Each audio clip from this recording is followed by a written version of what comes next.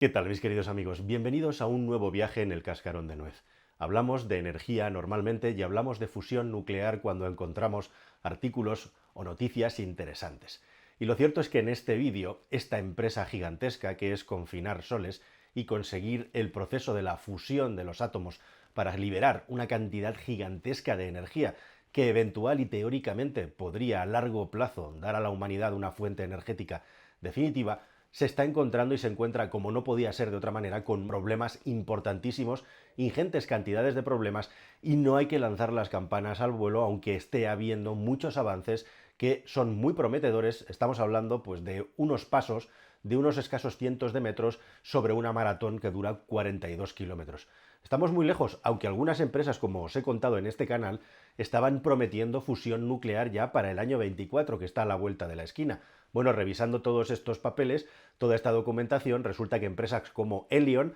de la que te voy a poner un vídeo al final de este, ahora está hablando ya de 2028. Es que hay que calentar las acciones y hay que conseguir dinerito de los inversores para que esto siga girando, ¿verdad? Pero lo cierto es que en este vídeo te voy a hablar de lo, como dirían los ingleses, ese elefante en la habitación que tiene el mundo de la fusión nuclear, y de entre los muchos problemas que hay uno principal y fundamental con el que nos estamos encontrando, que es el asunto del combustible necesario para poder generar la energía de fusión. Y este es un problema ya sea para los grupos de investigación pequeñitos, para los más modestos, como para también el gigantesco ITER, que ahora mismo es un absoluto desastre desde el punto de vista de la previsión y las finanzas, aunque algunos defienden que sigue teniendo todo el sentido del mundo. Vamos a ver qué es lo que está pasando. Bueno, una de las cosas impresionantes de la fusión nuclear es que es un proceso mucho más limpio desde el punto de vista de la radiactividad que la fisión nuclear que tienen las plantas de energía nuclear que conocemos hoy en día. Y sin embargo, resulta, y esto no se cuenta mucho, que para poder generar los escasísimos momentos de fusión nuclear que hemos conseguido a lo largo y ancho de la historia de la humanidad, muchos grupos de trabajo ahora mismo intentando generar fusiones cada uno en su país, necesitamos de, sí, la energía nuclear de toda la vida, porque esencialmente para poder hacer una fusión utilizamos formas especiales de hidrógeno, el elemento más ligero que tenemos en la naturaleza, como son el deuterio y el tritio. Y específicamente el deuterio no tiene mucho problema de ser encontrado en la naturaleza en cantidades ingentes, pero con el tritio sí tenemos un problema muy serio. Y justamente el tritio es potencialmente el gran problema que tenemos ya no solo para generar una fusión nuclear a gran escala, sino incluso a pequeña escala, porque es casi imposible poder encontrarlo en una cantidad suficientemente abundante en la naturaleza, y crearlo artificialmente es extremadamente complejo, hasta el punto que hoy en día solo hay dos maneras de conseguir tritio. Una, como un residuo de la propia fusión nuclear, de eso te voy a hablar con un poco más de detalle ahora, y como apenas si hay fusión, apenas si tenemos el resultado de residuos de tritio en esas fusiones, porque no hay fusiones, y la otra es sacándolo de un determinado tipo de reactor nuclear como un desecho, como un desperdicio nuclear. Se necesitan 25 kilogramos de tritio para poder poner en marcha un sistema de fusión nuclear. Se necesitan 25 kilogramos de tritio en todos los lugares donde se está generando este tipo de reacciones a ciertas escalas, hasta ciertos niveles, y este tipo de residuo lo encontramos principalmente y específicamente en unas centrales nucleares tipo Candu que están en Canadá y que nos dan la fabulosa cifra, entre comillas, de 500 gramos de tritio por año como residuo de la generación de energía nuclear mediante fisión en estas centrales. Como veis, es una cifra muy modesta, es una cifra muy pequeña, y además el tritio, precisamente por ser un derivado del hidrógeno, tiene una fecha de caducidad y una fecha de descomposición muy rápida.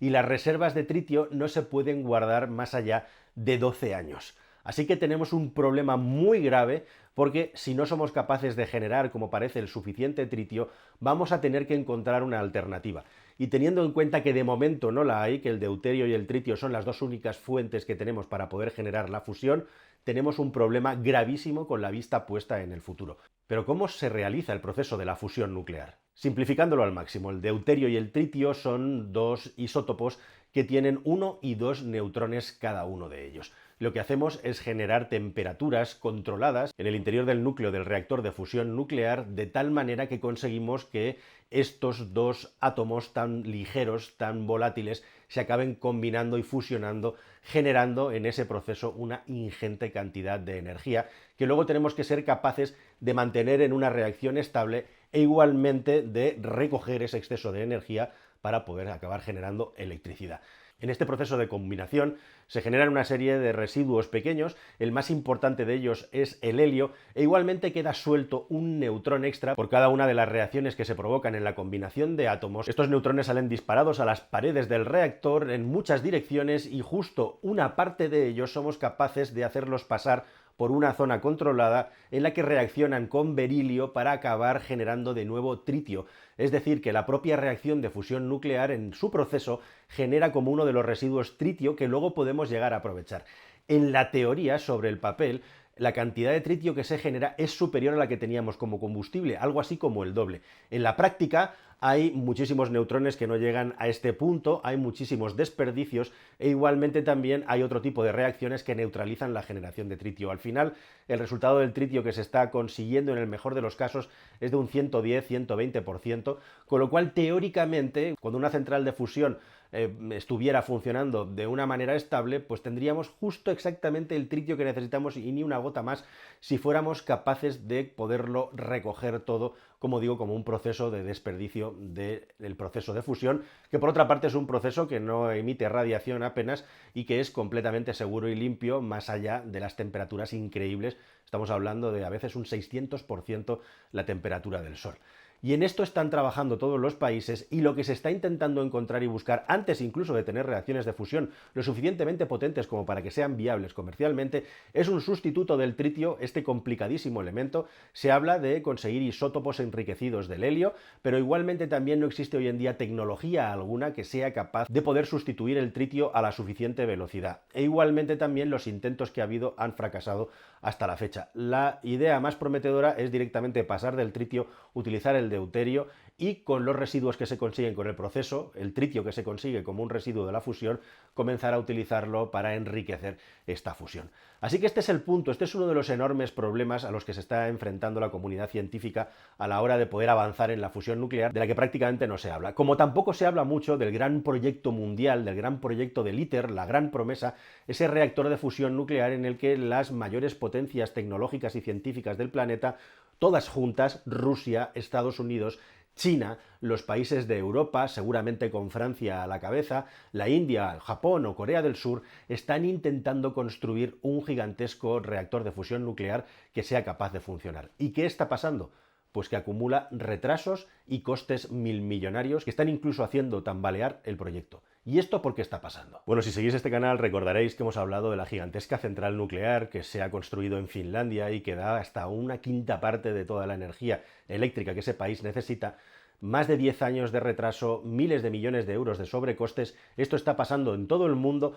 con plantas con reactores de fusión nuclear, que se supone que es una tecnología que dominamos, pero ahora con los estándares tecnológicos de los tiempos que corren y también con formas más óptimas de generar la fisión. Pues imaginad esto llevado a la escala de la fusión nuclear, que es algo que la humanidad no ha hecho nunca y que se enfrenta por primera vez a lo largo y ancho de su historia. En el año 2006 se funda el consorcio del ITER a través de una fundación con la idea, con el objeto de que en el año 2016 estuviera funcionando con 5.000 millones de euros de gasto. A fecha de hoy, el reactor sigue sin estar construido, sigue sin estar terminado, no se sabe cuándo va a terminar, han pasado cosas extrañas por entre medias, como que su director general, el señor Bigot, muriera sin saber exactamente qué le había ocurrido, y la previsión es que cueste 20.000 millones de euros ahora mismo sobre los 5.000, 6.000 iniciales, sin tener una fecha, sin tener un plazo de cierre de consecución del proyecto. Y entre medias, algunos de los científicos que están controlando la construcción del reactor se han encontrado con graves defectos en la calidad de fabricación de algunas piezas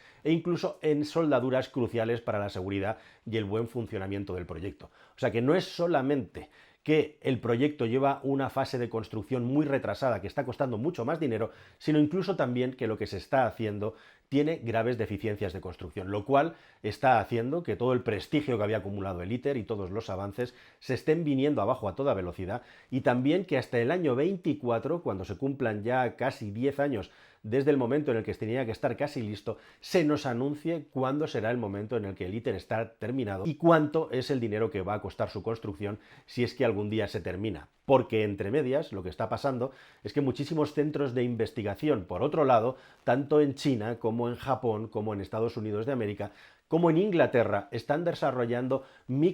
sistemas de fusión nuclear, normalmente tokamak esféricos, frente al tokamak toroide, que es el concepto de reactor que se está construyendo en el ITER, que están consiguiendo pasos y avances mucho más rápido que un proyecto faraónico que no está ni siquiera terminado de ser construido ni se sabe cuándo va a ser construido. Y entre ellas, entre todos estos proyectos que están consiguiendo, como digo, avances muy prometedores, está la empresa Helion, que tiene detrás a inversores nadie, como por ejemplo señores como Peter Thiel o como por ejemplo Sam Altman, el creador de ChatGPT y actual accionista mayoritario, o como la mismísima Microsoft, que al igual que a las empresas aeronáuticas es la primera empresa del mundo que ha firmado un contrato con un creador de fusión nuclear, con una empresa que va a crear reactores de fusión nuclear, para disponer de esa tecnología como primera empresa cuando esté terminada. ¿Cuándo? Los señores de Helion nos vendieron fusión nuclear para el año 24, ahora dicen que para el año 28. Si no lo consiguen, los señores de Microsoft van a recibir una jugosa indemnización.